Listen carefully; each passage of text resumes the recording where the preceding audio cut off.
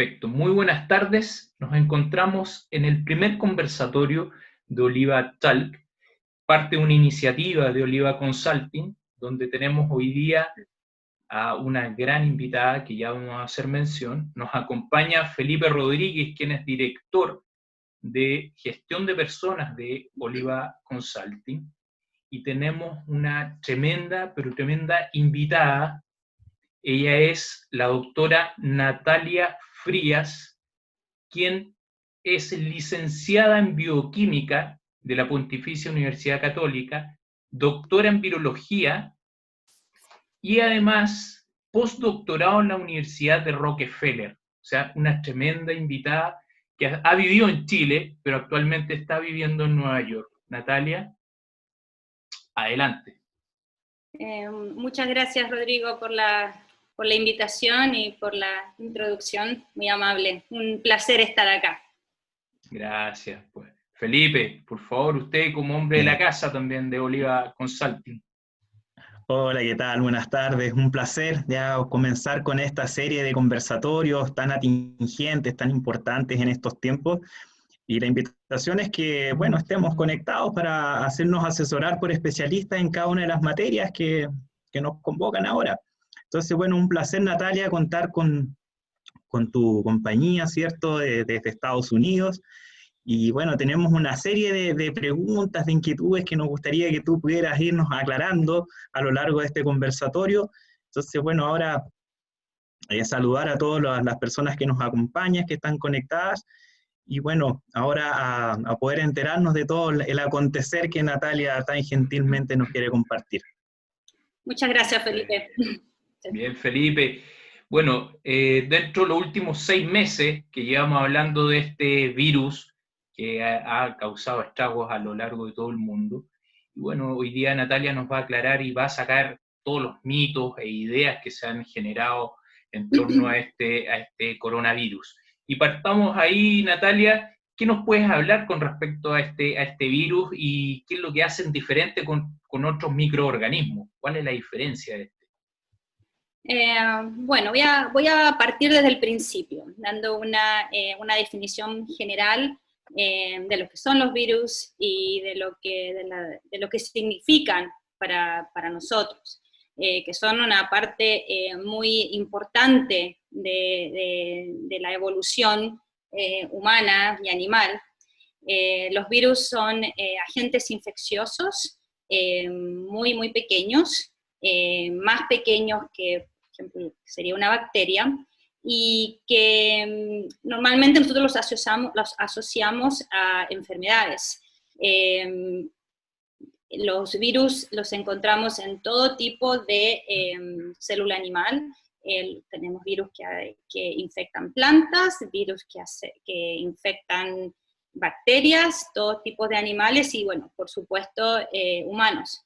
Tengo una pequeña presentación que por ahí me ayuda un poco a navegar la exposición, que voy a compartir la pantalla, si eso está bien. Sí, perfecto, Natalia. Vamos a ver cómo... Ahí está. Perfecto, se ve súper bien. Ahí está. Bueno, ¿se ve bien? Se ve bien, perfecto. Bueno. La primera diapositiva que tengo acá solamente es para graficar en términos comparativos el tamaño de un virus. Como dije antes, el virus es muy, muy pequeño.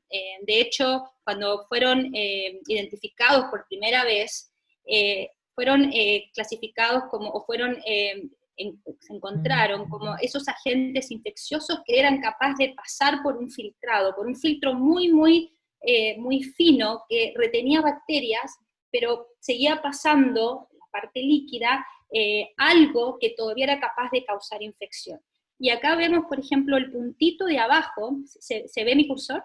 Sí. Se ve el puntito, lo que sería en términos relativos el tamaño de un virus, comparado con, por ejemplo, una bacteria. Esta es Escherichia coli, que es la bacteria que encontramos en la materia fecal, y comparado con lo que sería una célula animal, que sería esta verde. En general, los virus tienen una estructura similar a la que voy a mostrar ahora. Acá estoy mostrando lo que sería un coronavirus. pero tienen básicamente tres componentes básicos. Acá en el medio vemos que está su material genético. El material genético puede ser ADN, como nosotros, o puede también ser ARN. Nosotros también tenemos ARN, pero hay muchos virus que no tienen ADN, sino que tienen ARN, o RNA en inglés. Después, en el caso del coronavirus, de los coronavirus, el material genético es RNA. Después el material genético está rodeado por una membrana lipídica, de lípidos, de grasa. Y esto es muy importante cuando hablemos de la desinfección. Entonces, esta membrana de grasa viene de nuestras células.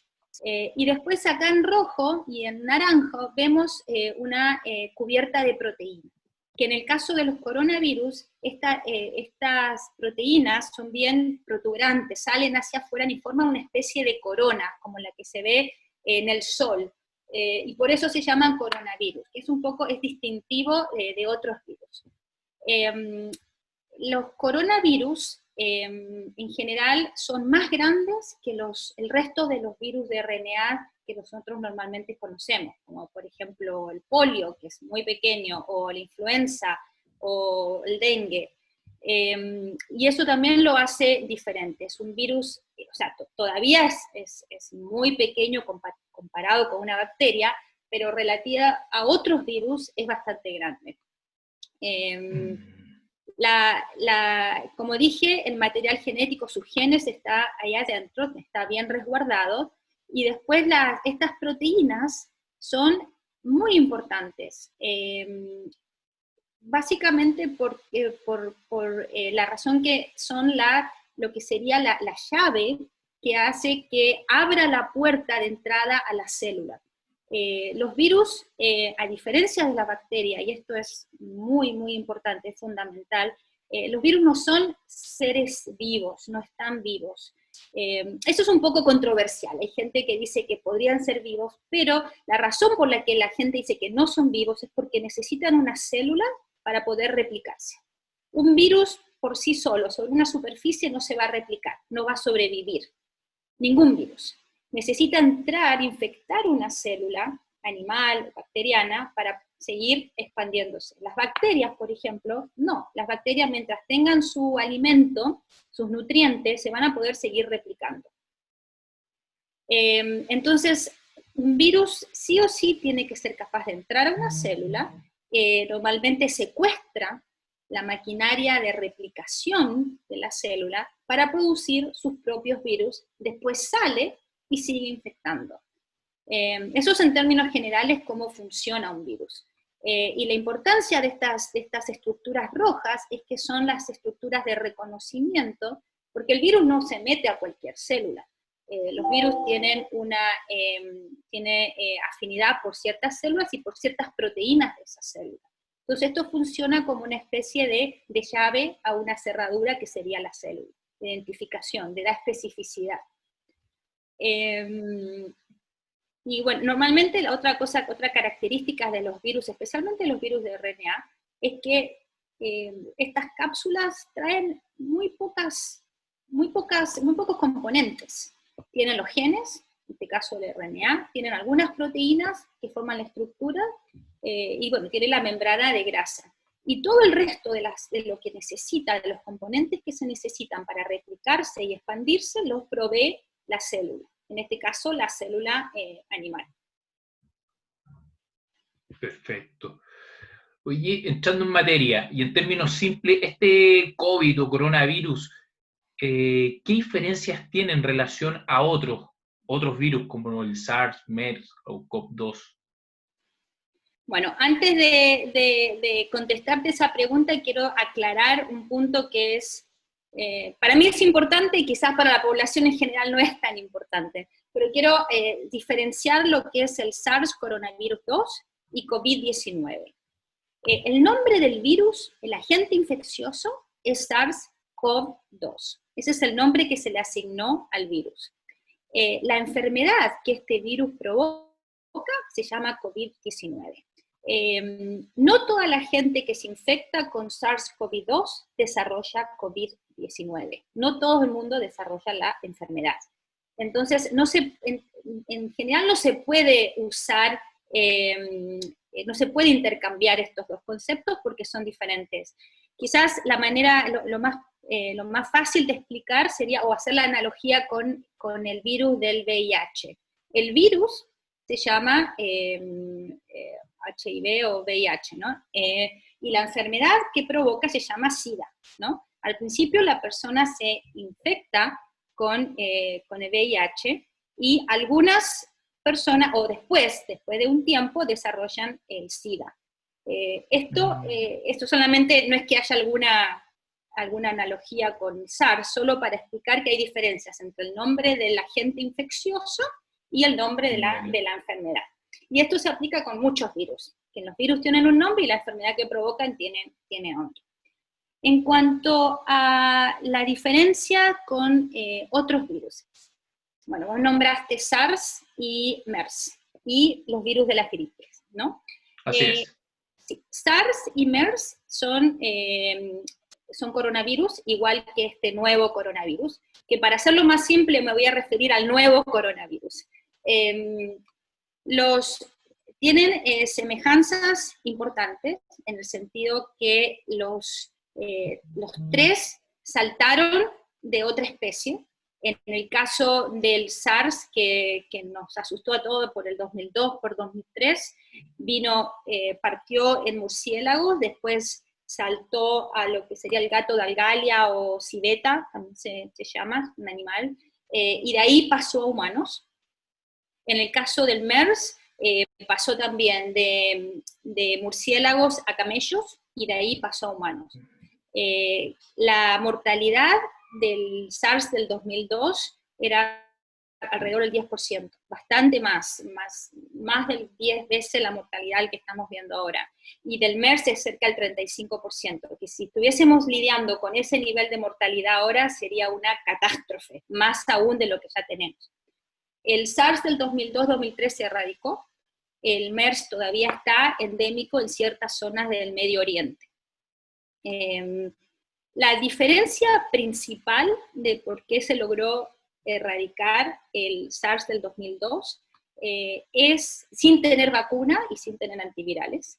Es porque, y eso lo vamos a discutir un poquito más adelante, y es que la enfermedad, los síntomas que provoca una vez que la persona se infecta, que es con el SARS del 2002, la persona empieza a desarrollar síntomas apenas adquiere la infección, lo cual te permite aislar a la persona y parar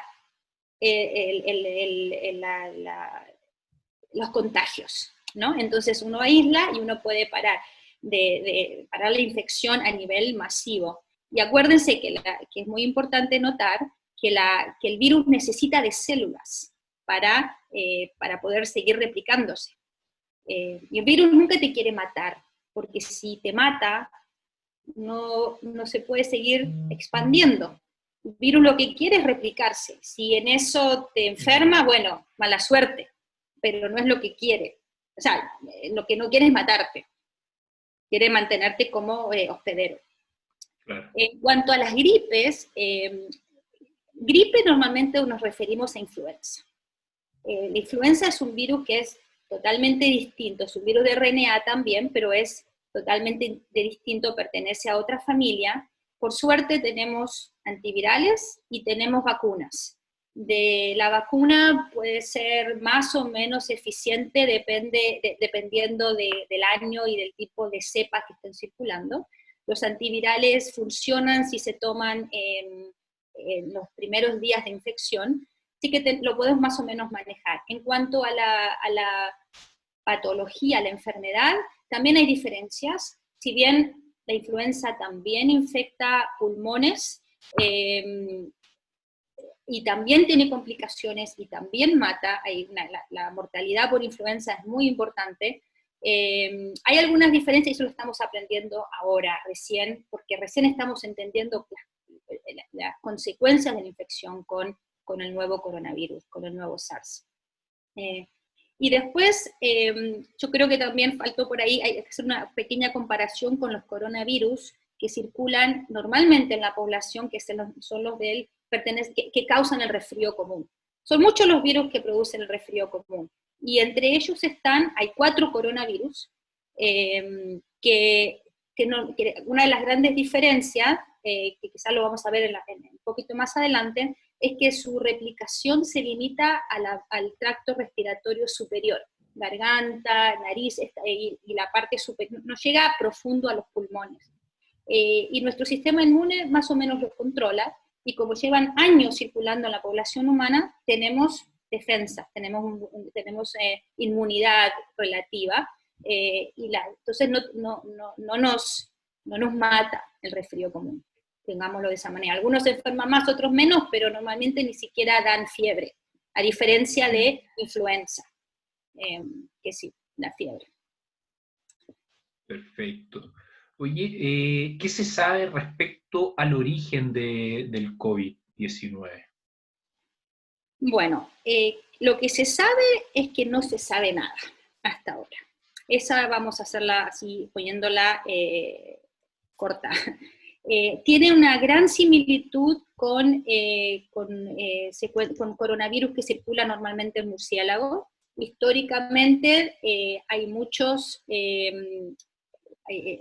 muchísimos coronavirus que normalmente circulan en murciélagos, y ha pasado que ya como MERS y SARS, y también virus los coronavirus del resfrío común, que vienen de murciélagos. Entonces se cree que sí, que uno de los orígenes es murciélago, pero normalmente se necesita alguna otra especie un poco más similar a nosotros, que haga el salto, que siga mutando, y que se pueda de ahí tomar ciertas adaptaciones que nos haga que nosotros también seamos permisibles al virus.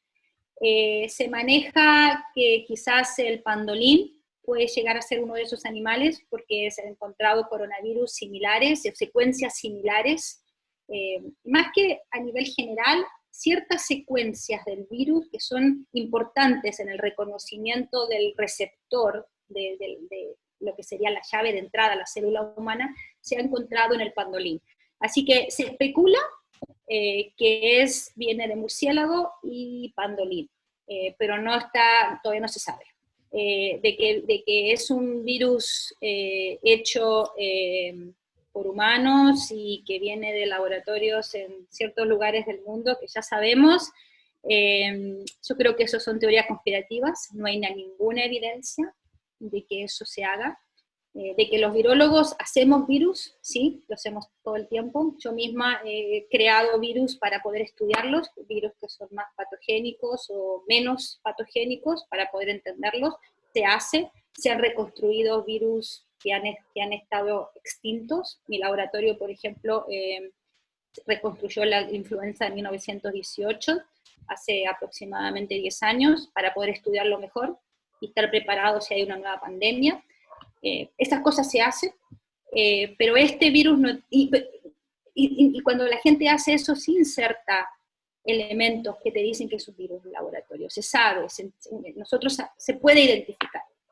En este caso, no se ha encontrado ninguna evidencia que este sea un virus que se haya escapado de un laboratorio, ninguna. Pero sí hay muchísima evidencia de que es un virus que circula en animales como murciélagos y posiblemente el pangolín. Y quizás otro más. Bueno, ha pegado mucho las imágenes que muestran de dónde se origina en Wuhan, ¿cierto? Que es los mercados de venta de alimentos de animales. Y yo creo que esa ha sido como la base en este quizás o mito, o como se pueda dar. Déjame agregar una cosa que creo que es algo muy importante. Hace un par de semanas publicado la revista Nature, que es una de las revistas más prestigiosas científicas, donde cuentan reportan de historia de uno de los coronavirus que circulan en el resfrío común. Específicamente se llama OC43. Y se cree, y eso es un estudio hecho ahora retrospectivamente, que este virus viene originalmente de ratones, que de ahí pasó a las vacas, y de ahí infectó a humanos. Eso fue por el año 1890 más o menos, que hubo una pandemia que mató más de 1 millón de personas y que la gente pensó que se debía a influenza. Y ahora, analizando muestras de muestras histológicas que estaban guardadas en museos y otras muestras congeladas, encontraron que es un coronavirus, y tratando de rastrear, yendo para atrás, ver de dónde viene, se cree que básicamente viene de ratones, vacas y insectos humanos, y mató 1 millón de personas en todo el mundo, en el año 1890. Y ahora es un virus que se adaptó, a los humanos, y nuestro sistema inmune lo puede sobrellevar y se manifiesta como resfrío común. Nadie te dice que esto no vaya a ser lo que vaya a pasar en unos años más con el nuevo SARS, el nuevo coronavirus. Claro. Doctora, ¿por qué hay tantas diferencias en el desarrollo de la enfermedad entre las personas? Es decir, hay gente que es asintomática y otros que lisa y llanamente mueren. ¿A qué se debe? Voy a presentar otra diapositiva acá para tratar de explicar un poco cómo se desarrolla la enfermedad y cómo nos contagiamos. Igual la respuesta corta también es no se sabe aún a ciencia cierta. La infección con SARS, el principal mecanismo de infección es por vía respiratoria. Esto es un virus respiratorio. Lo que quiere decir que si yo toco una superficie que tiene el virus, no me voy a infectar si está en mi mano, no va a penetrar mi piel. Va a entrar por la nariz, por la boca, y en menor extensión también puede entrar por los ojos. Y así es como entra influenza y los otros coronavirus del resfrío común. Ahora, la diferencia, como dije antes, con el coronavirus del resfrío común, es que normalmente la infección se queda en el aparato respiratorio superior, ¿no? Garganta, nariz, la parte superior de los bronquios, en el pulmón. Y nuestro sistema inmune hace un muy buen trabajo controlándolo. Y eso también pasa la gente que ya sea es asintomática, o el 80% de las personas infectadas que tienen una infección, o lo que sea, síntomas leves, lo que se llama. Dentro de leve voy a incluir la fiebre, que bueno, es molesto, pero tampoco no te va a mandar al hospital por tener fiebre. Y como digo, se estima que más o menos el 80% de las personas tiene una enfermedad leve, que es y un porcentaje también menor es asintomático. Y eso, ¿por qué pasa? No está completamente claro. Una de las razones puede ser que esa persona tenga un sistema inmune más fortalecido, por ejemplo. Por ejemplo, personas que se resfrían mucho, entonces ya tienen una inmunidad hacia los otros coronavirus, ¿no?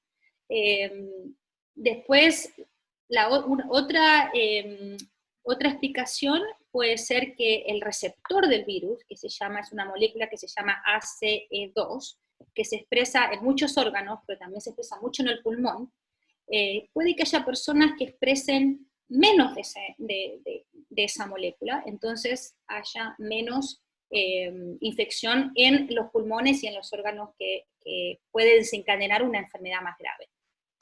Otra razón es la carga viral, lo que se denomina la cantidad de virus que uno necesita para iniciar una infección, es importante. No es lo mismo que alguien se exponga a 10 partículas virales que te expongas a 1 millón de partículas virales. Por ejemplo, alguien enfermo con COVID y que está liberando virus, escupe en la mesa. Y 1 hora después, yo vengo, toco la mesa y me paso la mano con la lengua y paso la lengua por la mano. La cantidad de virus que yo voy a obtener ahí no va a ser mucho. No va a haber, porque el virus estuvo expuesto a la superficie, estuvo quizás al calor, a agentes externos, y hay varios pasos. Comparado con una persona que viene y me estornuda o me tose en la cara y me entra la saliva y yo la respiro. Y la respiro y se va directamente por mis vías respiratorias. Quizás si lo trago se va más como por la vía estomacal. Entonces eso determina, por ejemplo, y hay infinidad de maneras diferentes de que el virus puede entrar, y la cantidad de virus determina el sistema, la respuesta inmune que vamos a tener. Y una cosa que quisiese también clarificar, y que por qué este virus causa una enfermedad, es tan infeccioso y causa esta enfermedad grave en algunas personas, es porque nosotros no tenemos inmunidad contra este virus. Saltó de un animal y es la primera vez que lo estamos viendo. Entonces nuestro sistema inmune no está preparado. Quizás, por ejemplo, hay virus de la influenza, algunas cepas, que son muy patogénicas, pero nosotros nos hemos vacunado en el pasado contra influenza, hemos tenido influenza, diferentes tipos de influenza desde que somos niños, tenemos cierta inmunidad, aunque no sea perfecta, tenemos cierta inmunidad hacia incluso nuevas cepas de influenza en general. Siempre hay excepciones, pero en general. Este virus es totalmente nuevo, nuestro sistema inmune está recién empezando o sea, no tenemos una inmunidad. Y eso es una de las razones por la cual es tan peligroso. Entonces, solo nombré algunas de las razones por qué hay gente que es asintomática y gente, diferencias. solo algunas, ¿no? Que también puede haber un componente genético, las diferencias genéticas que tenemos entre nosotros, estos virus dependen de nuestra maquinaria celular para replicarse. Y supongamos que yo expreso más de un factor que es esencial para el virus de lo que lo puede expresar mi marido, por ejemplo. Entonces va a contribuir a que tenga una infección más fuerte yo comparado con mi marido. Ejemplo, ¿no? Eso es un componente genético, que está todo muy relacionado, ¿no? Componente del receptor y de otros factores esenciales en la replicación del virus. El sistema inmune de la persona.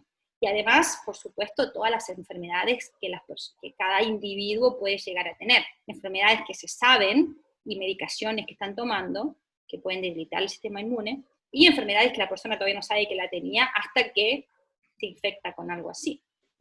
Entonces, acá un poco para seguir con el tema de la patología y la enfermedad, el virus entra y en algunos casos, que son, de nuevo, es en un porcentaje menor, llega hasta el fondo, hasta la parte más interior de los pulmones, penetra los alvéolos, se replica y los rompe, mata las células alveolares. Y la gente normalmente que tiene una enfermedad grave, no es solamente por el virus, sino que es una respuesta exagerada de nuestro sistema inmune. Nuestro sistema inmune es nuestra defensa contra cualquier agente invasor, contra cualquier patógeno. Y si el virus llega a lugares donde normalmente no debiese estar, y tenemos las células de nuestro sistema inmune que se encuentran con células de que por sí son muy delicadas, como ciertas células pulmonares, y en su esfuerzo por matar el virus también destruye células del pulmón. Entonces muchas veces las células del pulmón no mueren solamente por la replicación del virus, sino que por un efecto secundario de una sobreestimulación y sobreactivación del sistema inmune. Y por eso cuando nosotros hablamos de terapias contra este virus, y esto lo vamos a hablar un poco hacia el final, es importante no solo desarrollar terapias, remedios que disminuyan la replicación viral, sino también que apacigüen un sistema inmune de una manera que no destruya nuestras propias células, que serían antiinflamatorios. Y bueno, en los casos más graves, la gente empieza a perder capacidad pulmonar, intercambio de oxígeno, y tenemos que llegar a usar respiradores o ventiladores, ¿no? Y esto ya, y en el peor de los casos, bueno, el uso de ventiladores normalmente está asociado con terapia intensiva, y ahí es cuando entra en juego la capacidad hospitalaria de cada país, y por eso es tan importante el famoso concepto de aplanar la curva. Cuando hablamos de aplanar la curva, no es tanto disminuir el nivel de infección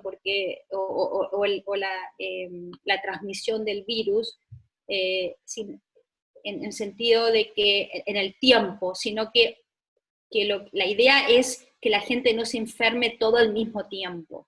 Yo creo que a este punto en que estamos no vamos a lograr parar esta infección, ya no se logró, pero lo importante es que no se enferme todo el mundo al mismo tiempo, porque no tenemos capacidad hospitalaria, y eso fue lo que vimos en Europa, lo que vimos todavía no hemos llegado quizás a ese nivel crítico en Chile, pero ya casi.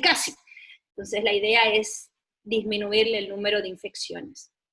Un tema que no he tocado, pero si después quieren, es las complicaciones que van más allá del pulmón, porque este virus se ha dado también que logra, en casos muy extremos, ¿no?, pasar a la sangre y ya se disemina a otros órganos, y ahí ya se termina de complicar para las personas. Sí. En el caso de los niños, ¿se infectan y son contagiosos? Los niños se infectan y los niños son contagiosos. Ahora, ¿en qué nivel? Eso todavía es discutible. Hay muchos estudios que se están desarrollando y tratar de entender qué pasa con los niños, por qué no vemos mortalidad infantil importante. Porque influenza, por ejemplo, sí mata a los niños. En el caso del corona hay muchísimo menos, son raros los casos en que los niños mueren. Se especula que puede ser, y esto es muy relacionado con lo que dije antes. Algunos piensan, bueno, los niños que están a la escuela, que juegan con otros niños, están siempre uno arriba de otros, están siempre resfriados, siempre están con el moquillo colgando y tienen el resfrío común y pueden que tengan más anticuerpos contra los otros coronas, que de cierta manera hay cierta protección. Puede ser que eso definitivamente no sería la única razón. ¿Que ayuda? Puede que sí. Hay gente que dice que expresan menos del receptor, lo cual puede ser, para eso claro, es más complicado porque hay que hacer biopsias pulmonares a los niños y ver si realmente expresan menos del receptor, que es esencial para que el virus entre al pulmón. Puede que, claro, que tenga, bueno, además los niños normalmente tienen un muy buen sistema inmune, están permanentemente expuestos a patógenos porque juegan en la tierra, porque los niños, ¿no?, tienen una relación más cercana con sus pares.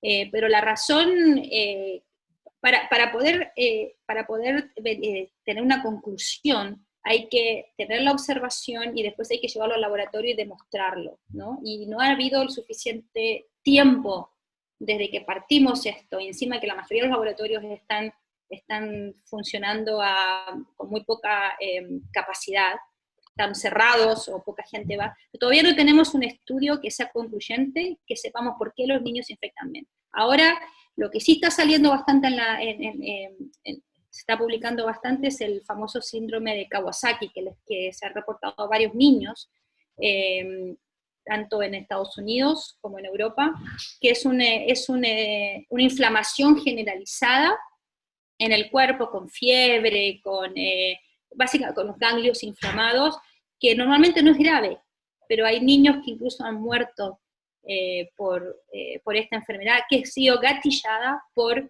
el nuevo coronavirus.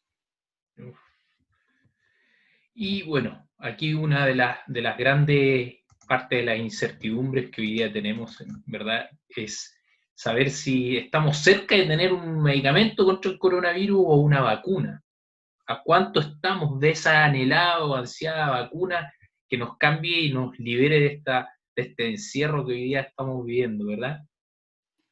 Yo creo que un medicamento conceptualmente debiese salir antes. Porque como dije, hay diferentes maneras de atacar, no solo el virus, SARS-CoV-2, y también atacar la enfermedad, ¿no? Tratar de bajarle los síntomas a la enfermedad. Entonces, hay diferentes estrategias. Y creo que debiese estar, y se está avanzando en paralelo. Además que hay muchas drogas que estaban siendo utilizadas para otras enfermedades, y para incluso drogas que estaban siendo probadas para otros viruses, que la están ahora aplicando para el SARS. Por ejemplo, hay unos que hay el Remdesivir, que es un antiviral, ataca directamente al virus, y lo que hace es que hace que no se pueda replicar, ¿no? Es una droga que ha mostrado resultados prometedores, inhibe la replicación del virus en cultivo, y ha funcionado hasta cierto punto en humanos. Faltan hacer muchos estudios más para saber si realmente va a poder ser una buena terapia. Pero uno de los problemas importantes que tenemos con este virus es que desde el momento en que uno se infecta hasta que empieza a mostrar síntomas, puede pasar 5, 10, 12, hasta, no sé, 14 días. Entonces, en ese tiempo, el virus se sigue replicando. Entonces, es complicado confiar en antivirales, porque quizás cuando la persona ya muestre síntomas, no vaya a haber un antiviral que sea capaz de bloquear el virus a un nivel que ya no desarrollemos la enfermedad, porque hay mucho virus circulando, ¿no? Entonces, ese tiempo de incubación nos juega en contra, ¿no? El otro SARS no tenía eso. Entonces hace mucho más fácil desarrollar antivirales contra un virus que apenas te infectás empieza a mostrar síntomas. Y eso incluso lo hemos aprendido por estudios en influenza.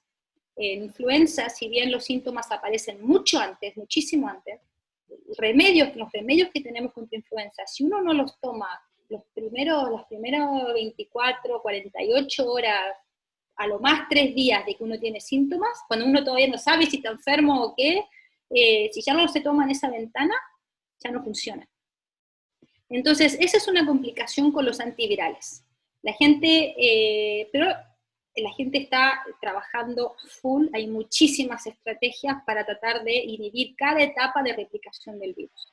Hay gente que está diseñando estrategias para atacar proteínas celulares, para bloquear proteínas celulares que el virus necesita para poder replicarse. Esa es una segunda estrategia. Y después está la gente que está estudiando lo que sería antiinflamatorios, y estos antiinflamatorios se refiere a tratar cuando ya el virus se salió de control y el sistema inmune está sobreactivado, y para evitar que dañe las células del pulmón y de cualquier otro órgano, darle estas drogas que calmen lo que se llama la tormenta de citoquinas y toda esta sobreactivación de nuestras propias células del sistema inmune. Entonces, la gente está atacando por muchos ángulos distintos. Hay muchas terapias que están en estudios clínicos, y normalmente son drogas que ya se utilizaban para otras indicaciones y las están desviando y aplicarlas en este virus.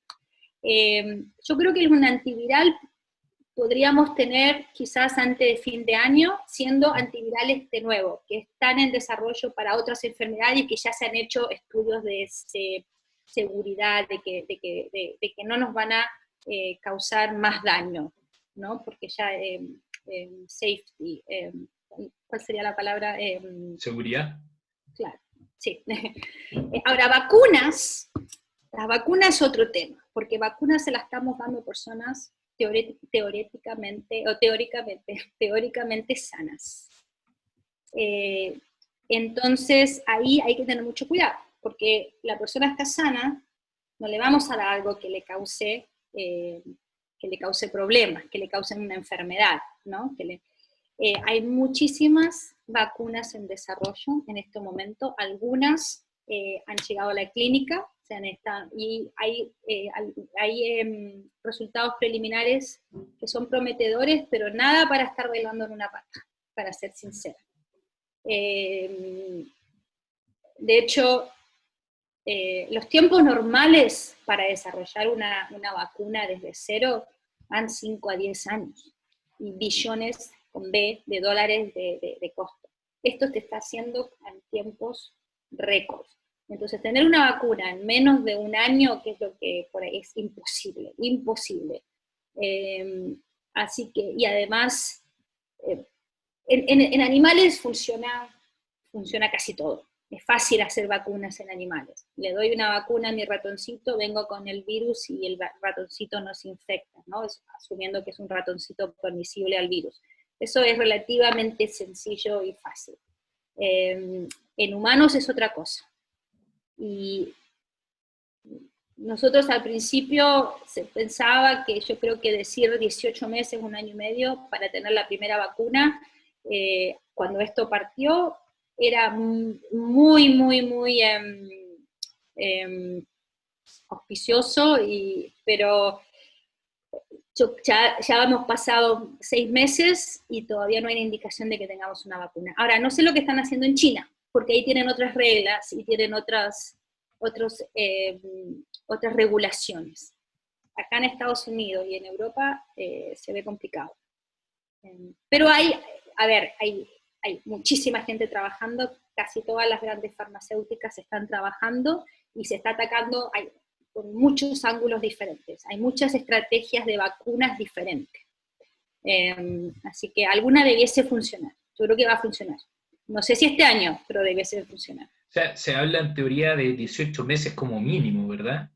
Pero eso es un número arbitrario que pusieron en febrero, cuando partió todo esto.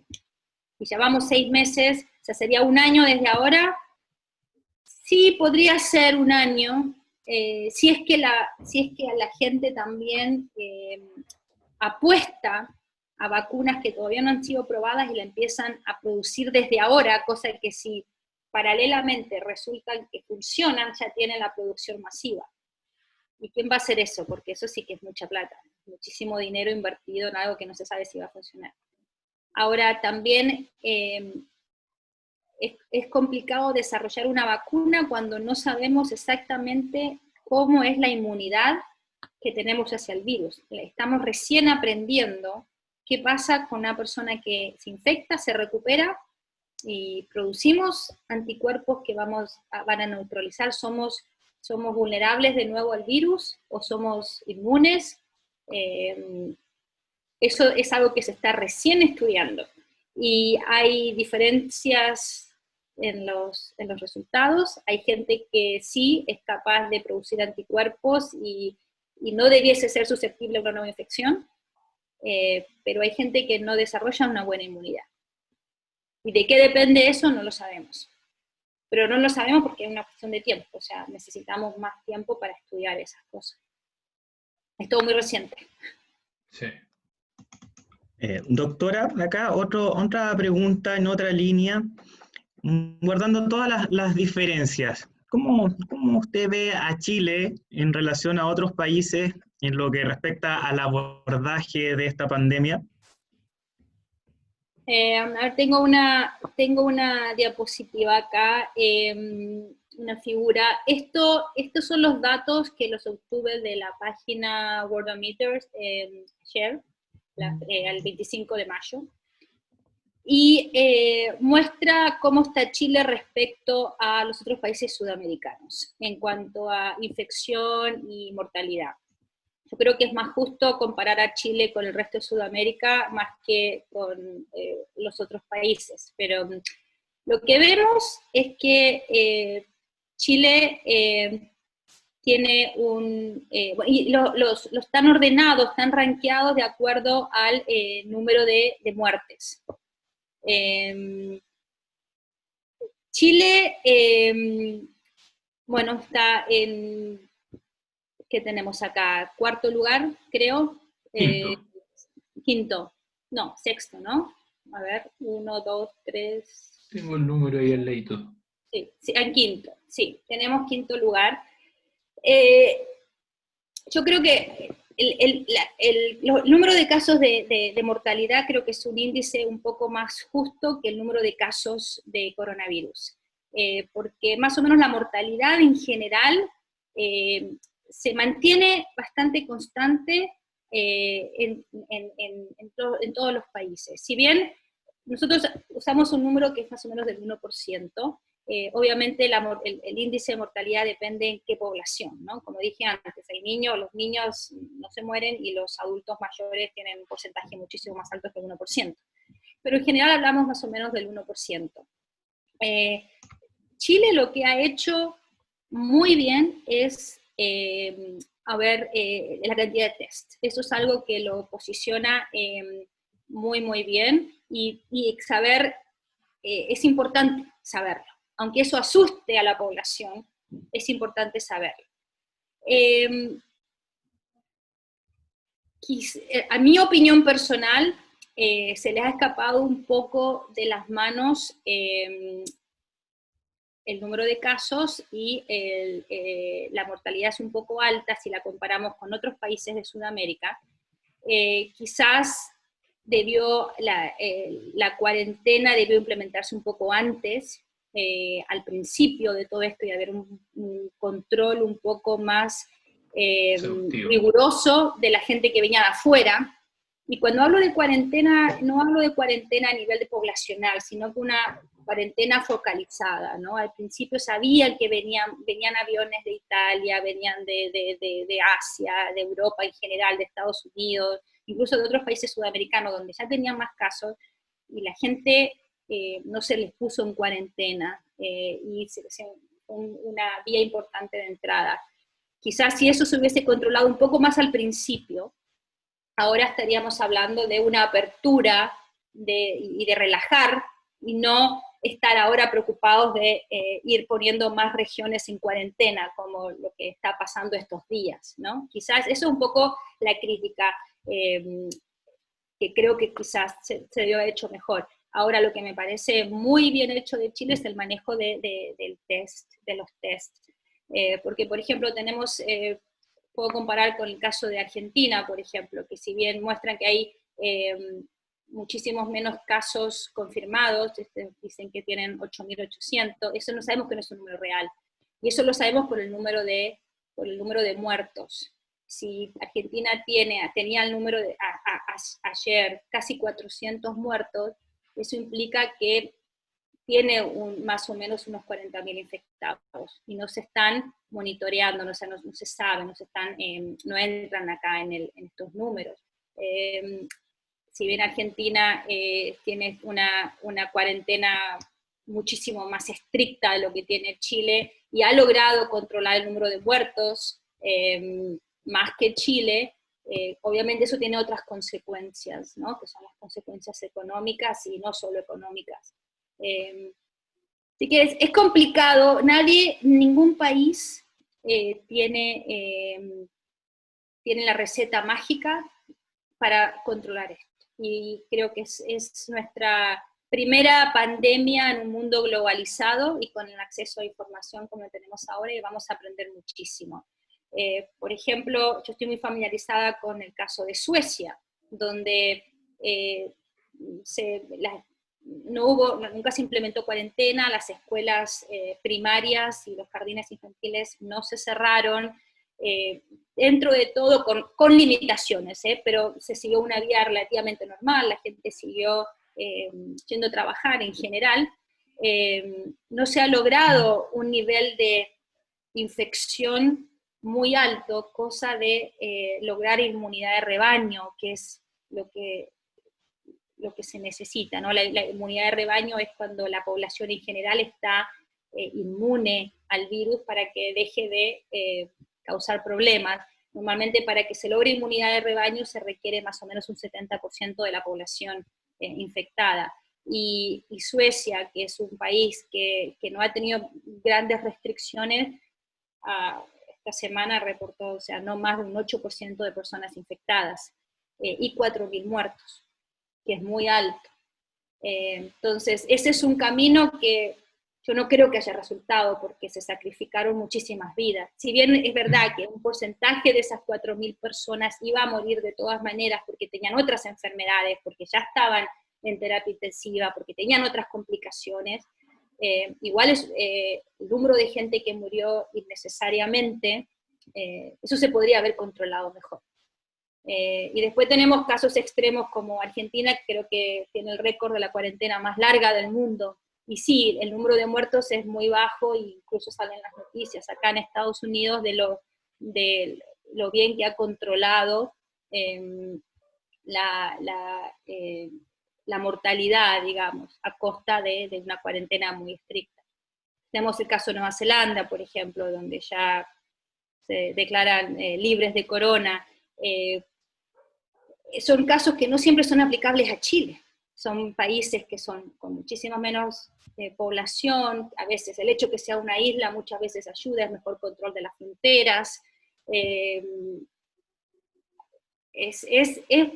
Es complicado, o sea, Chile tiene una mortalidad importante, creo que acá la muerte por millón de habitantes está en 27, no tan mal como Ecuador, Perú o Brasil, pero creo que es el cuarto país de Sudamérica con mayor mortalidad por millón de habitantes. Y siendo que Chile económicamente es un país que comparado con Sudamérica no sé, siempre se lleva muchos, no está mal, digamos.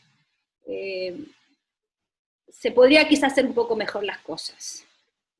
Pero de nuevo, no hay una receta mágica y es muy, muy, muy difícil para un gobierno llevar esta pandemia, digamos.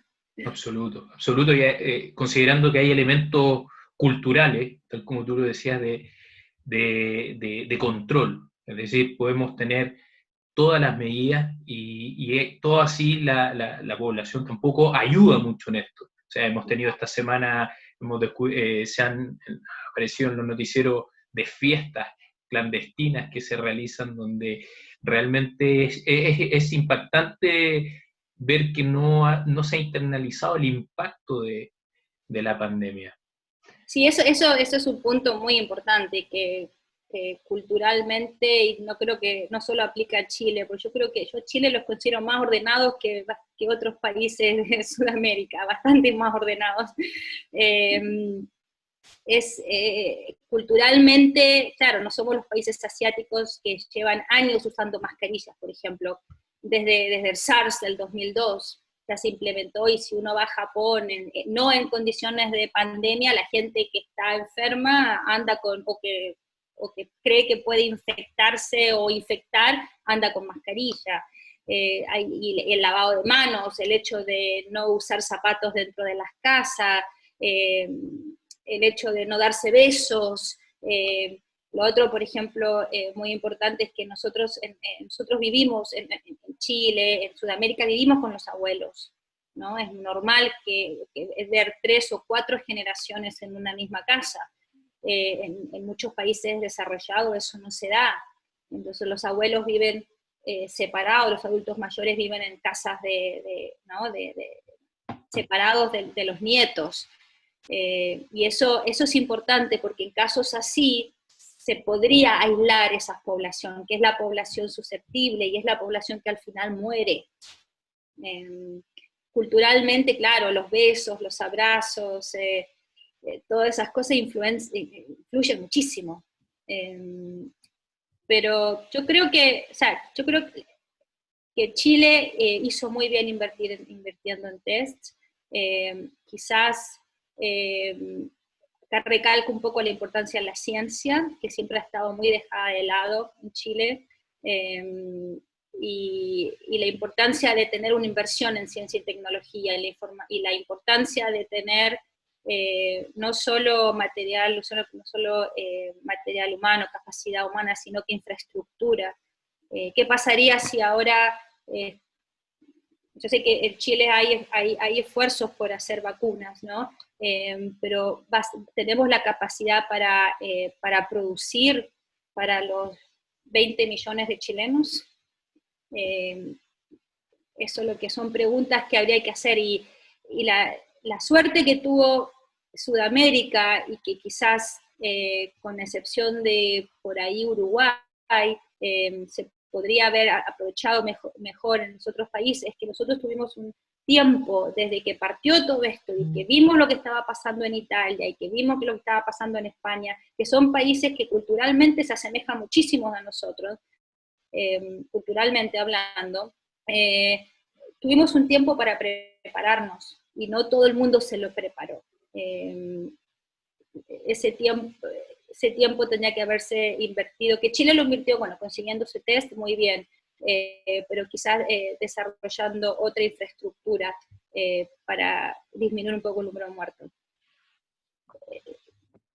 500 puede ser poco comparado con Italia, puede ser mucho cuando es tu padre el que se muere, ¿no? Absoluto, absoluto. Y hay mucha gente que murió innecesariamente. Bueno, 509 personas al día de ayer, que quizás se podrían haber evitado con aislamiento, o siendo un poco más consciente la gente que llegó del país y que no hizo la cuarentena, llegó al país y no hizo la cuarentena a los 14 días y fue al supermercado, hizo fiesta, que todos esos casos los conocemos por los diarios. Efectivamente.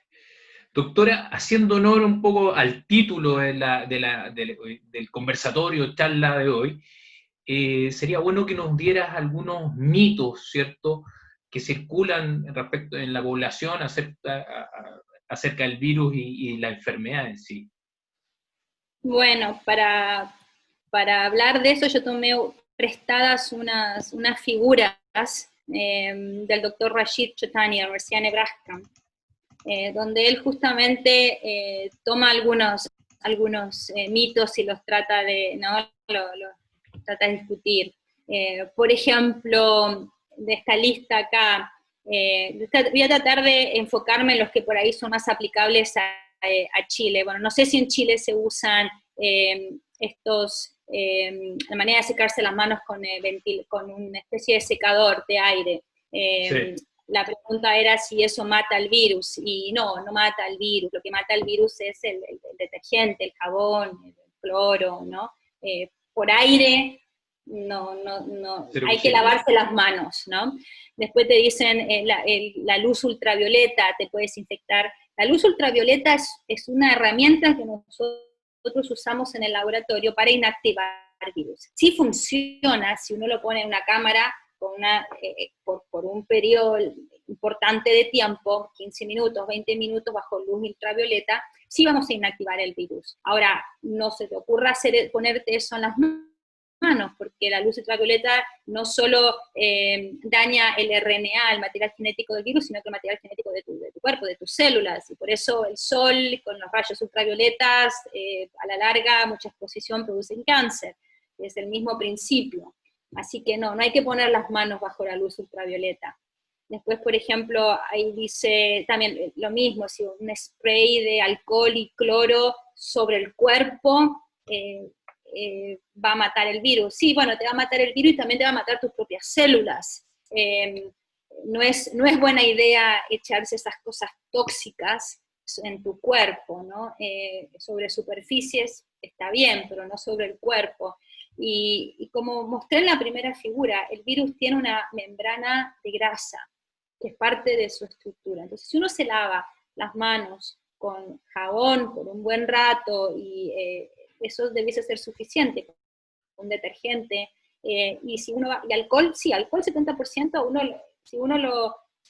nosotros, esa es la manera de desinfectarnos que usamos en el laboratorio, pero tenemos guantes, nosotros siempre trabajamos con guantes, manipulamos el virus, y para desinfectarnos nos hacemos spray de alcohol, no de cloro. Ahora, supongo que con un cloro muy, muy, muy diluido también funcionaría, pero yo uso jabón y eso funciona. Después dice, es seguro recibir cartas o paquetes. Acá pregunta de China, pero de cualquier lado. La probabilidad de infectarse del virus de superficies es muy, muy baja. El principal medio de contacto es la respiración, es el intercambio de saliva, ¿no? El virus no permanece en el aire a menos que esté en una gota de saliva, y por gravedad va a ir cayendo. No es un virus que, por ejemplo, si alguien está enfermo, entra a una habitación y respira o tose, y después de 3, 4 horas entra otra persona, ¿se va a infectar? No, eso no es un virus que sea transmitido por el aire como otros. Obviamente si yo toso y justo paso inmediatamente y la gota cae, bueno, sí, eso es una manera de infectarse, pero de contagio, claro. Los paquetes no te van a infectar, o sea, si uno quiere sentirse más seguro y pasarle una esponjita con detergente que lo haga, la persona se va a sentir mejor y le va a dar paz a la noche cuando se acuesta, que lo haga porque eso no va a cambiar en nada. O deje el paquete afuera un par de días porque el virus eventualmente se va a morir porque no tiene una célula donde replicarse. Que lo haga, el sol, más rápido todavía, pero no es necesario. Yo no lo hago. No. Otro mito, por ejemplo, es si los animales, las mascotas pueden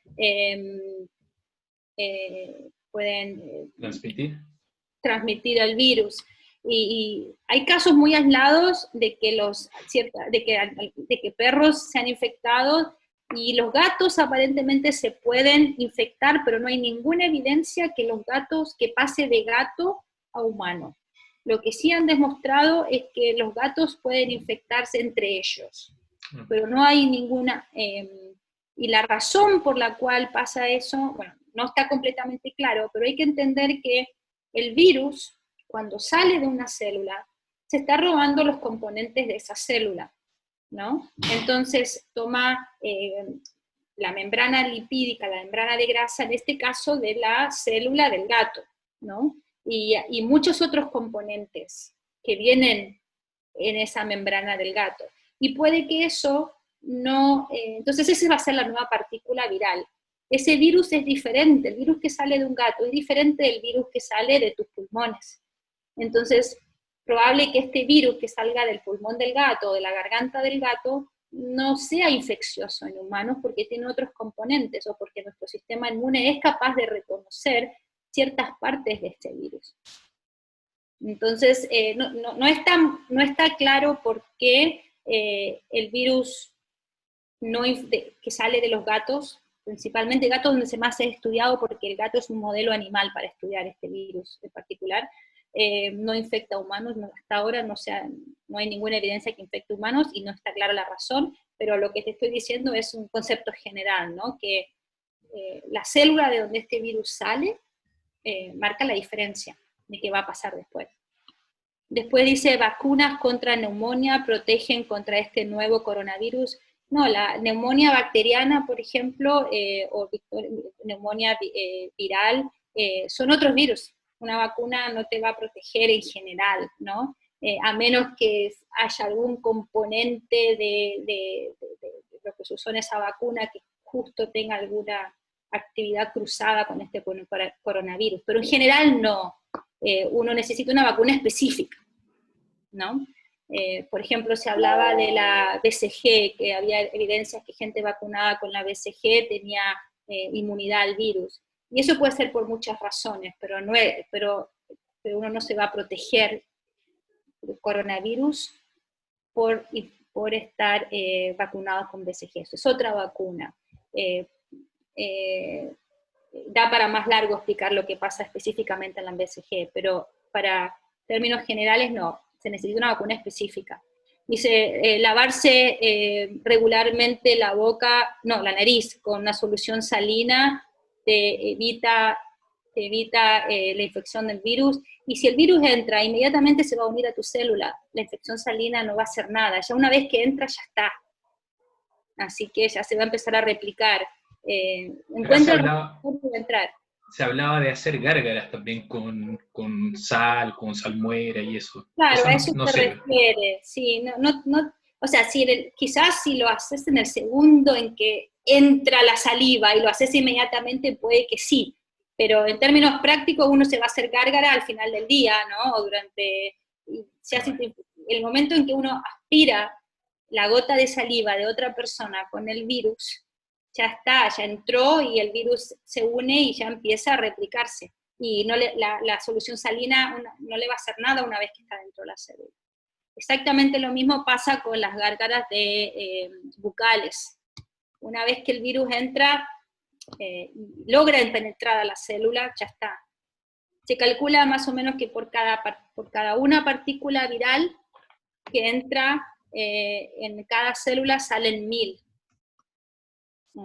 Y el último set de mitos dicen si el ajo funciona, si el aceite de sésamo, no hay ninguna evidencia científica de que el ajo o el aceite de sésamo tenga propiedades antivirales, para nada. Después otra pregunta es, que ya la hablamos, es que si solamente los adultos son susceptibles y los niños no sabemos que los niños también se pueden infectar, aunque algunos tengan síntomas más leves.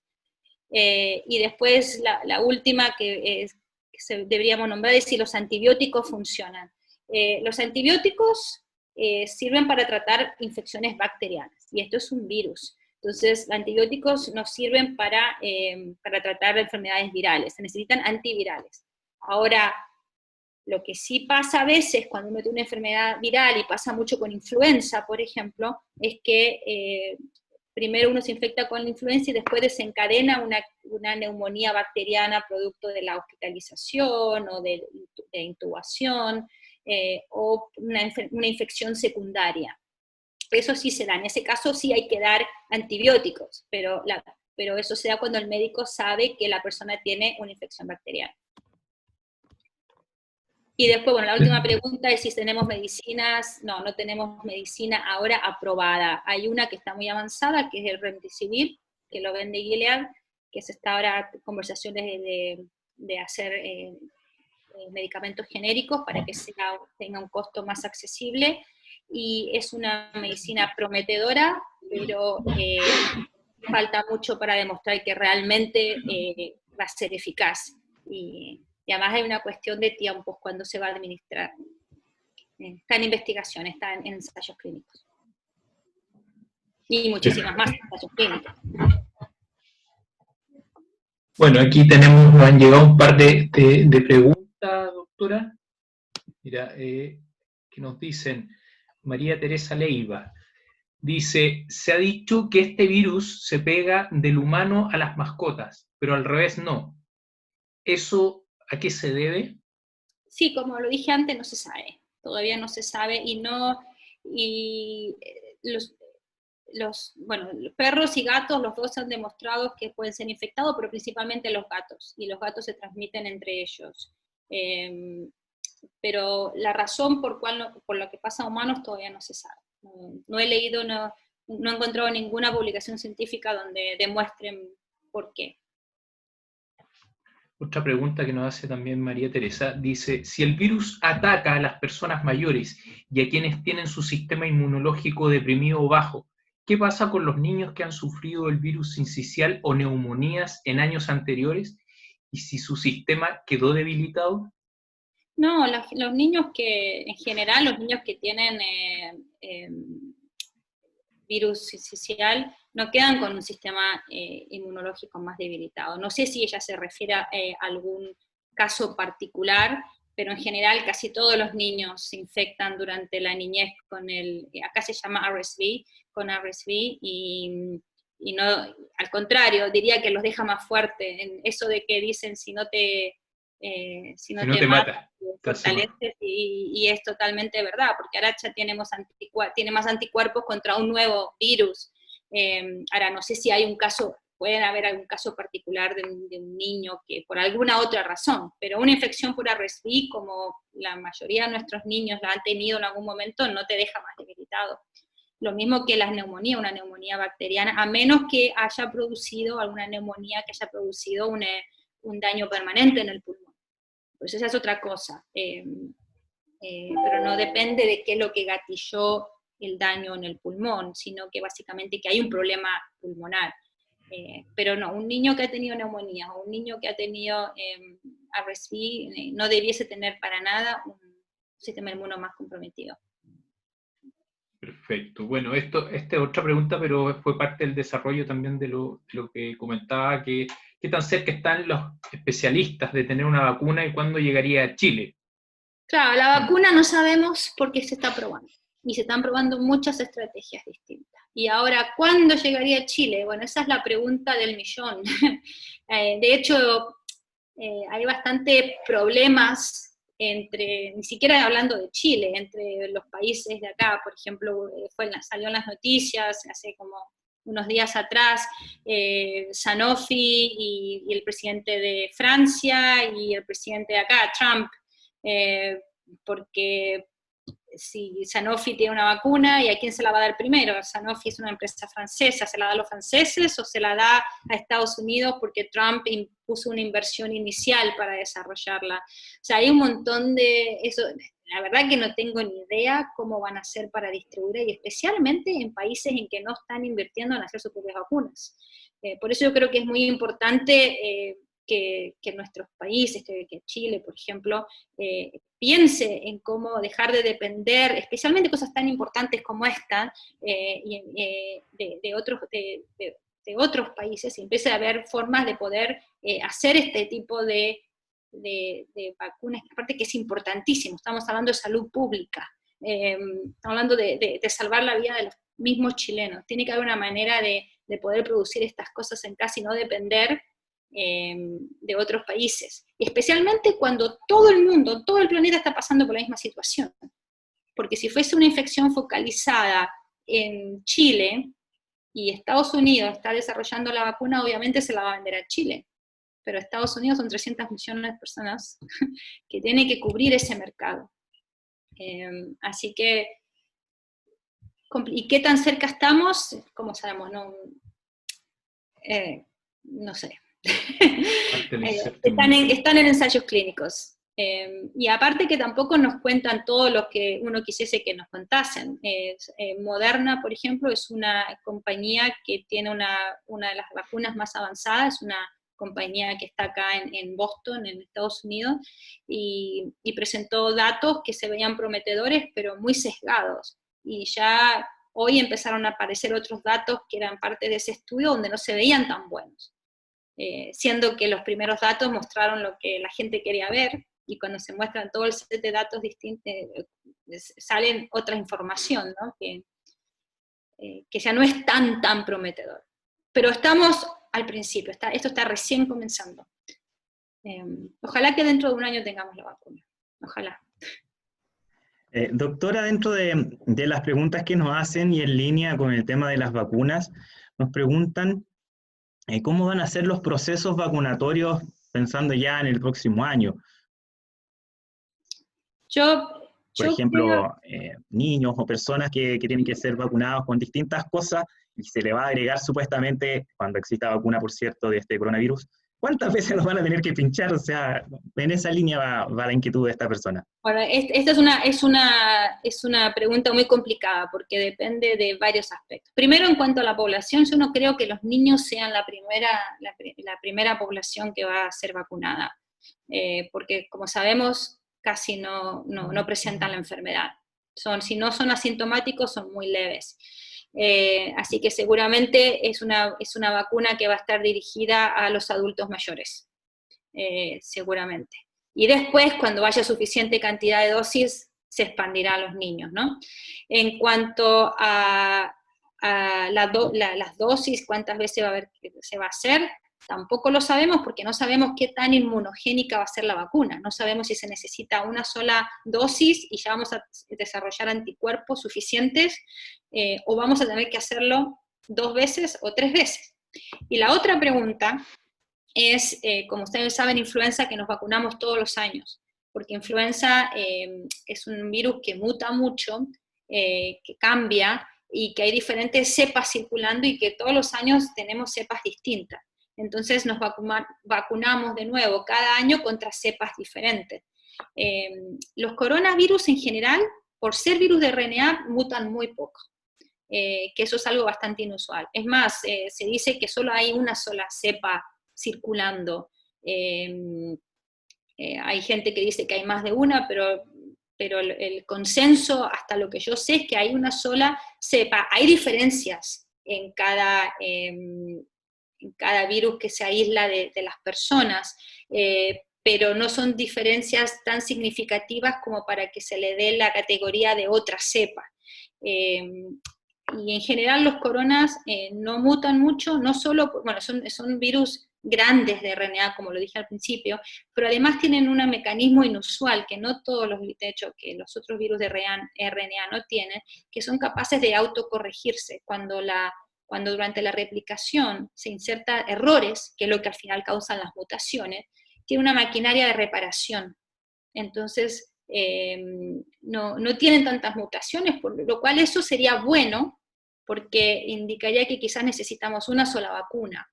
No estoy hablando de dosis, estoy hablando de un tipo de vacuna, que después, bueno, uno tenga que hacerse todos los años una nueva inyección para mantener el nivel de anticuerpo alto lo suficiente para prevenir una infección, puede ser, pero no habría que estar haciendo nuevas vacunas y adivinando nuevas secuencias como tenemos que hacer con influenza. Eso es una ventaja. Y todavía no sabemos cuántas dosis se van a hacer porque ni siquiera sabemos cómo es la inmunidad que produce las vacunas. Lo bueno es que hay muchas estrategias diferentes de vacunas, entonces quizás, bueno, también hay una cuestión de ver cuál es la más fácil de producir, especialmente en los países que no tienen la capacidad de manufactura, ¿no?, que hay en el primer mundo. Y cuestión de transporte, cómo se lleva la vacuna, y además diferentes estrategias y diferentes tipos de inmunidad que va a dar esa vacuna. Ok, gracias. Acá hay otra pregunta que nos hace Elizabeth. Ella dice que tiene fibromialgia, entonces me pregunta cómo puede fortalecer su sistema inmunológico para no llegar al punto de depender de un ventilador mecánico. Más allá de la fibromialgia en general, ¿cómo fortalecer el sistema inmunológico? Bueno, la fibromialgia no es una enfermedad que cause inmunosupresión, a menos que la persona tenga fibromialgia, sí, perdón, que tenga fibromialgia como una secundaria a otra enfermedad, como lupus, como esclerosis múltiple, que sí son enfermedades autoinmunes y que se tratan con antiinflamatorios y con con inmunosupresores. Pero la fibromialgia en general, la primaria, la persona no tiene más riesgo de lo que tiene una persona sana. Así que en eso no caes. Obviamente la condición de la enfermedad, que está en un dolor permanente, bueno, es terrible, y que encima a eso se le sume tener corona, claro, pero no es más susceptible. ¿Cómo se fortalece el sistema inmune? Y alimentándose muy bien, sano, no en cantidad, sino que sano,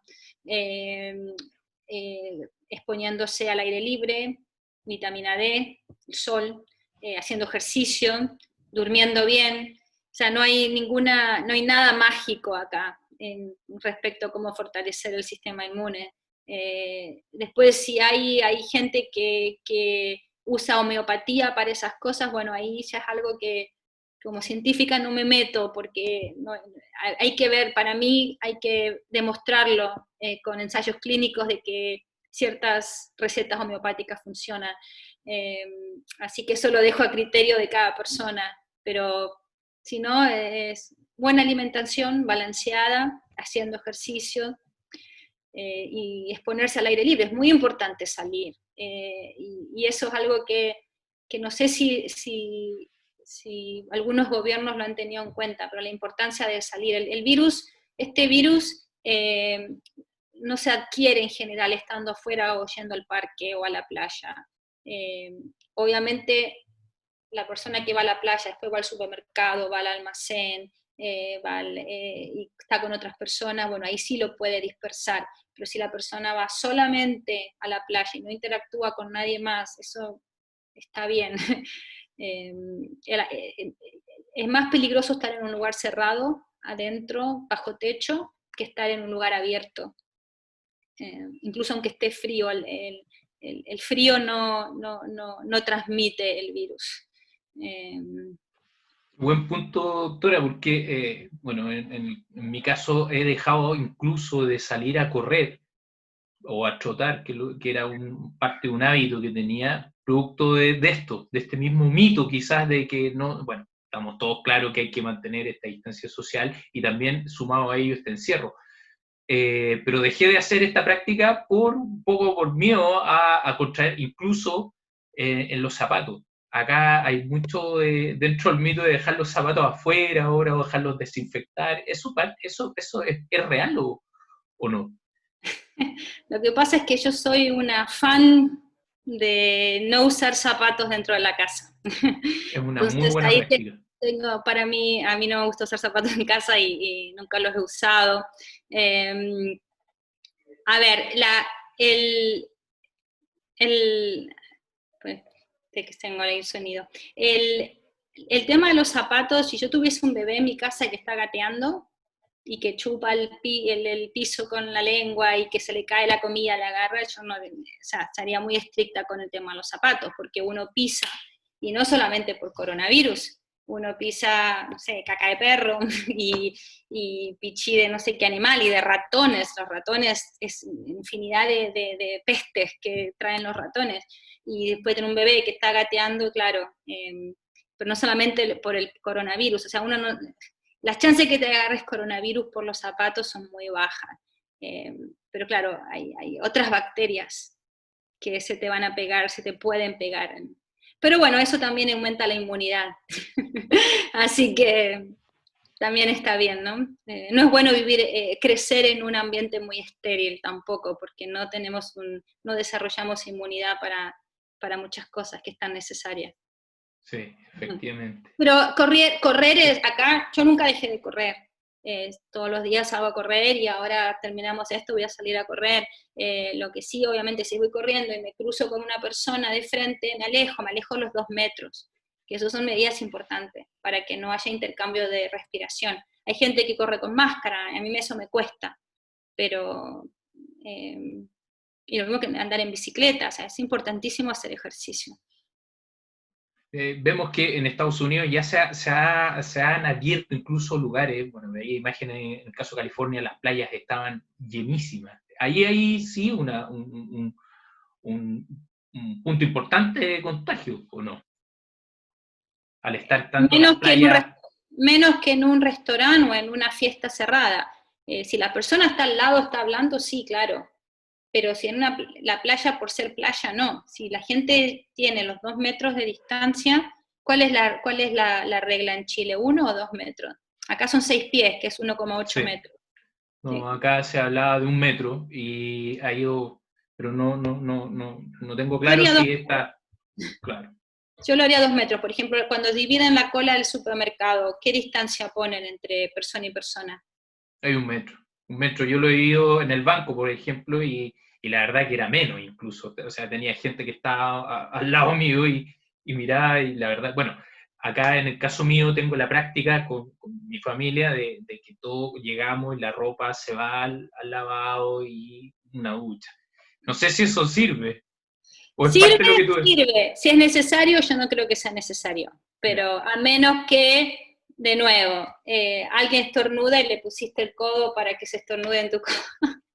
Pero no, las probabilidades de infectarte por superficies son bajísimas.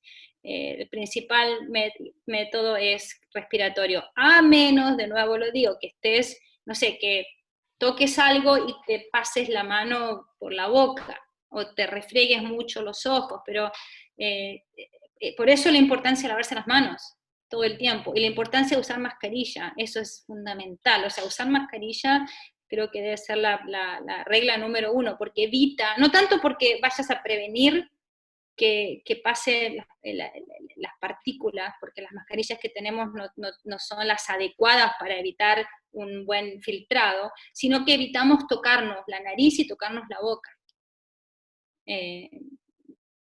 Porque es fácil tocarse la boca con, no sé, con los dedos, con las manos, sin darnos cuenta, y la mascarilla lo previene. Mira, Patricia Castro nos pregunta con respecto a las frutas, verduras, ¿qué medidas deberíamos tener también si sirve, no sé, limpiarlas con cloro, los alimentos? En el caso de ella, específicamente habla de frutas y verduras. Claro, lo que pasa es la diferencia entre paquetes y la fruta y verdura es que la fruta la vamos a comer, ¿no? La metemos directamente en la boca. pero yo creo que como práctica general uno tiene que acostumbrarse, ¿no?, a lavar la fruta y verdura, y no solo por, o sea, ni siquiera hablemos de corona, sino que por las bacterias y por todos los herbicidas y pesticidas que se ponen cuando se cultivan. Entonces, yo creo que en eso no hay que cambiar en nada, lo mismo que la persona haya usado para descontaminar, para limpiar las verduras, hay que seguir haciéndolo. Si le quiere poner una dilución muy, o sea, no me acuerdo exactamente cuánto es la cantidad de cloro que se recomienda para descontaminar verduras de bacterias, que es una cantidad ínfima, ¿no?, es mucha cantidad de agua. Eso hay que seguir haciéndolo, con un poquitito de detergente también sirve. Yo en eso yo no he cambiado ninguna práctica, yo sigo comprando uvas, manzanas, no, todo tipo de frutas y verduras, lechuga, y las lavo bien, las dejo en agua y enjuago bien. Yo particularmente no soy de ponerle detergente, porque es una cuestión que no me siento cómoda metiéndome detergente en el cuerpo, pero sí, eso hay que enjuagarlo porque las verduras tienen, o sea, vienen con bacterias y todos los pesticidas y químicos que le ponen, ¿no?, por más orgánicos que sean. Ahí no cambiaría lo que ya se debiese estar haciendo. O sea, ¿cuáles son las chances de que alguien vaya a estornudar sobre tu lechuga y inmediatamente te comas la lechuga? Y normalmente uno lava la lechuga, incluso con agua sirve. Y si uno realmente no sabe qué hacer, compra las verduras y no se las come durante 24, 48 horas, ya no va a quedar virus. Perfecto. Acá nos llega otra pregunta, doctora, en otro ámbito. Preguntan a alguien que padeció de esta enfermedad y que incluso estuvo conectado a ventilador mecánico. ¿En qué condiciones queda y qué cuidados debe tener a posterior?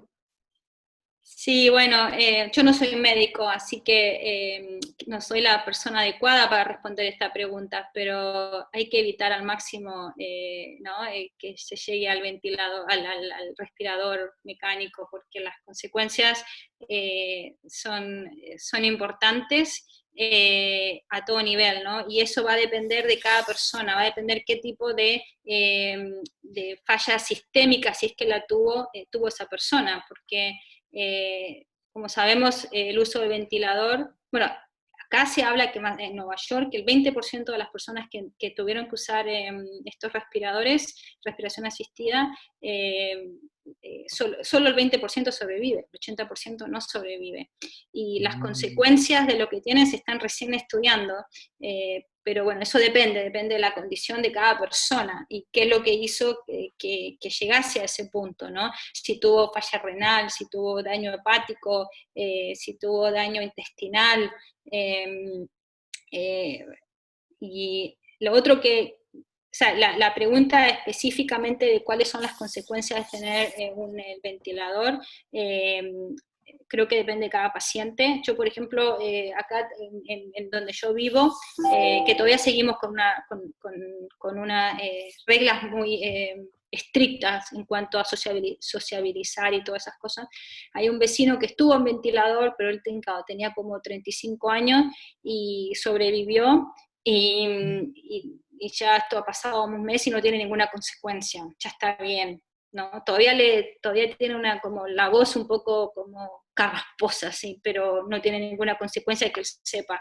Pero hay personas que tienen que ir a rehabilitación pulmonar, que tienen pulmón fibroso, endurecido, rígido, gente que tuvo que seguir con diálisis. O sea, eso va a depender de cada paciente, de la edad del paciente y de la condición inicial del paciente, ¿no?, de otras enfermedades.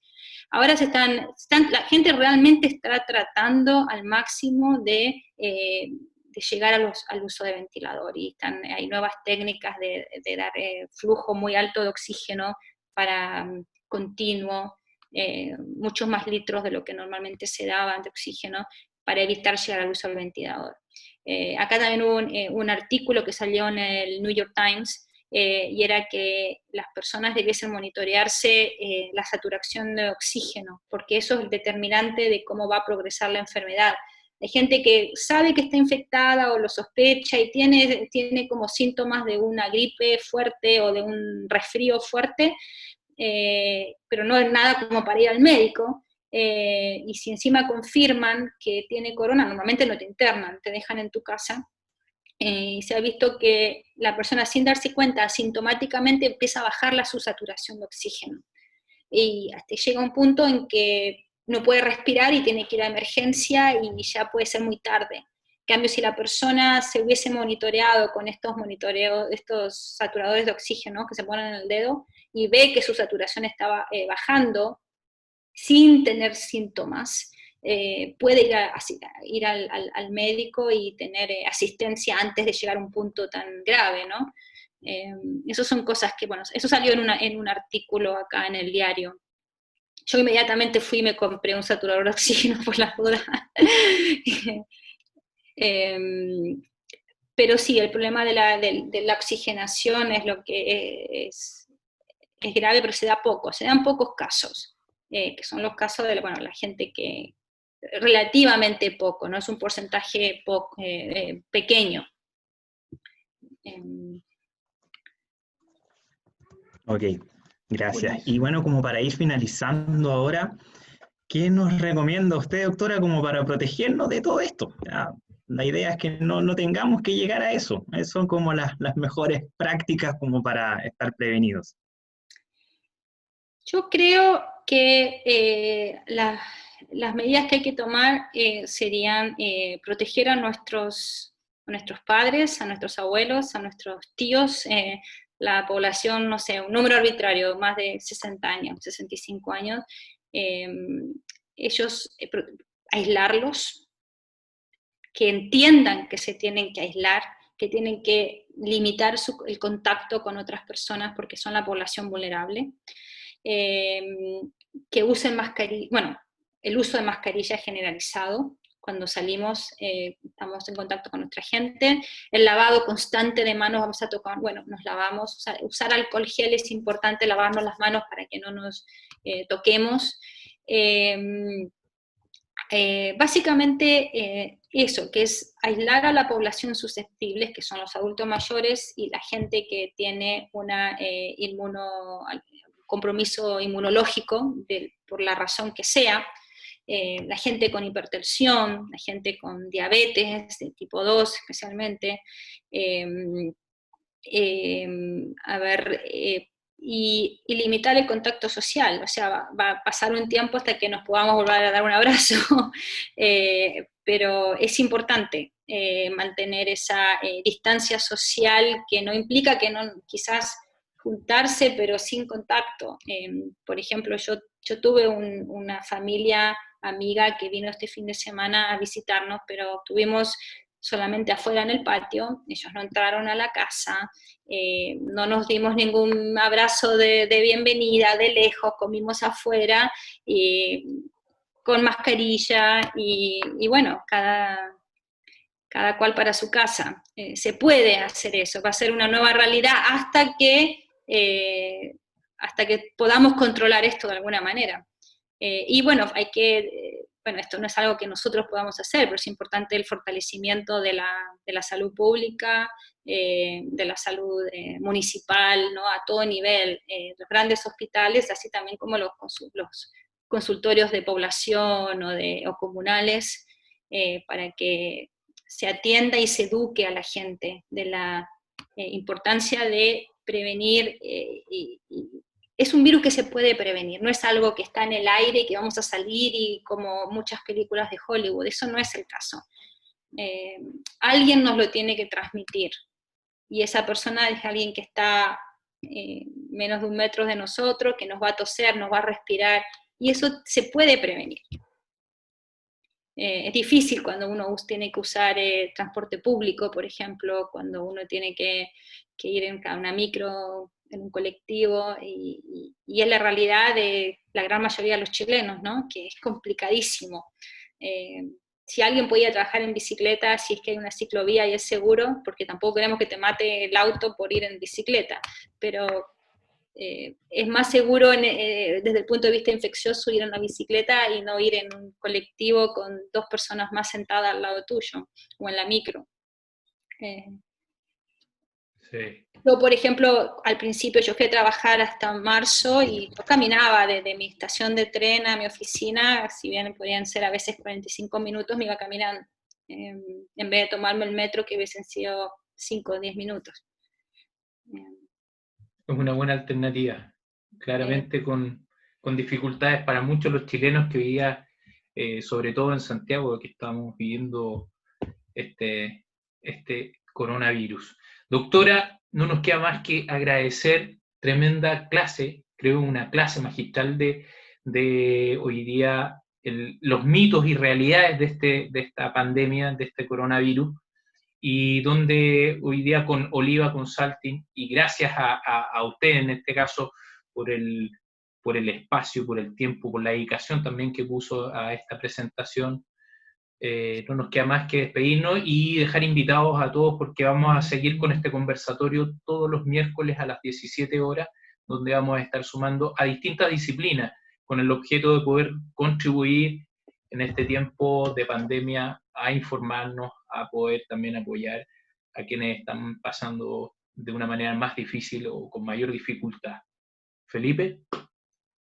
Sí, bueno, solo agradecer a la doctora por su tiempo, por la dedicación tan meticulosa en entregarnos la información, ¿cierto? Con la amabilidad de responder cada una de las preguntas que se han hecho, con la estadística, mucha rigurosidad, de que es sumamente agradecido. Sabemos además que su tiempo es muy valioso, estamos conectados al otro lado del mundo. Así que, bueno, gracias a usted, doctora, y también a todas las personas que nos están siguiendo. Tal como mencionó Rodrigo, este espacio ya queda fijo todos los miércoles a las 17 horas para que nos sigan por nuestras redes sociales, en todos los programas que tiene Oliva Consulting para compartir temas tan atingentes como sociedad, como chilenos, y que debemos, en esta era de la colaboración, es lo que nosotros como consultora también queremos poner a disposición de la comunidad. Así que muchas gracias, doctora, Rodrigo, y a todos los que nos están siguiendo. Que tengan una buena tarde y sigamos en esta línea de la colaboración. Muchísimas gracias por la invitación y fue un placer, fue muy entretenido. Cualquier consulta que tengan, cualquier pregunta, estoy disponible para responderla dentro de lo que se pueda responder. Muchísimas gracias. Gracias. Hasta luego. Chao a todos. Chao, chao.